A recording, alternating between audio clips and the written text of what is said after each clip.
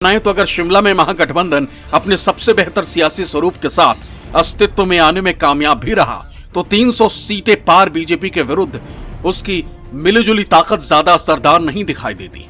लेकिन अगर अलग अलग राज्यों में मजबूत पकड़ रखने वाले क्षेत्रीय दल बीजेपी के विरुद्ध 1 to 1 की फाइट में उतरते हैं तो सीटों का समीकरण बदल जाएगा।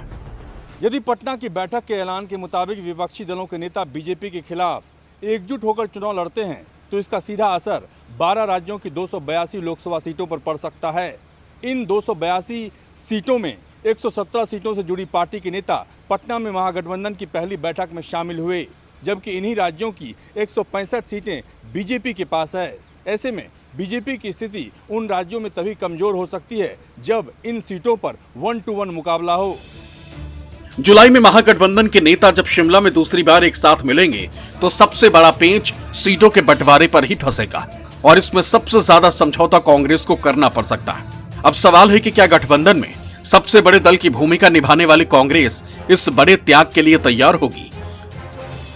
अब एक बार फिर से विपक्ष का महागठबंधन शिमला में जुटने जा रहा है। 10 से 12 जुलाई के बीच कोई भी तारीख तय हो सकती है। इस बार महागठबंधन की जो एक तरह से सार्थक संवाद करने वो आ रहे हैं वो इतना सार्थक साबित हो ये ज़रूरी नहीं है, क्योंकि अधीर होकर रंजन चौधरी जिस तरह से ममता बनर्जी के खिलाफ बयान दे रहे हैं और इसी तरह अरविंद केजरीवाल का जो एक तरह का व्यवहार वहाँ कांग्रेस का कहना है कि रहा है पटना में, तो उस तरह से लगता नहीं है कि कोई बहुत सार्थक इसमें अभी तक हम कुछ देख पा रहे हैं। सीटों के बंटवारे के अलावा भी कई दूसरे मुद्दे जिन्हें शिमला में सुलझाए बगैर महागठबंधन के लिए 24 के चुनाव में पूरी ताकत के साथ उतरना टेढ़ी खीर होगा।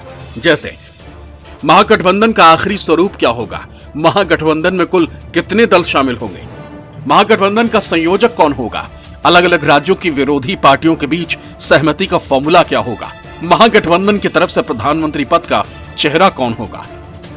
शिमला में इन मुद्दों पर सहमति बनाए बिना महागठबंधन की तस्वीर साफ हो ही नहीं सकती। अभी ये नहीं तय हो पाया है कि इस गठबंधन का नेता कौन होगा।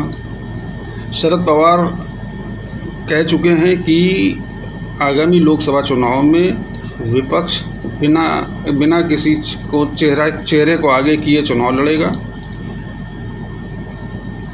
बिहार में नीतीश समर्थक नीतीश को इस विपक्षी एकता का नेता मानकर प्रचार कर रहे हैं। हालांकि उनकी पार्टी से खंडन भी आ गया है।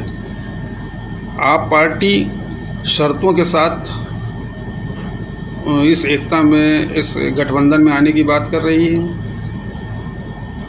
ऐसे में विपक्षी एकता कितना कारगर होगा और कितना सफल होगा ये आने वाला समय बताएगा।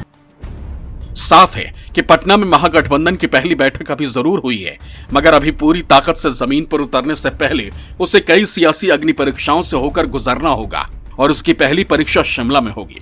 पटना से सौरभ कुमार और दिल्ली से रमन कुमार के साथ ब्यूरो रिपोर्ट, न्यूज़ 24।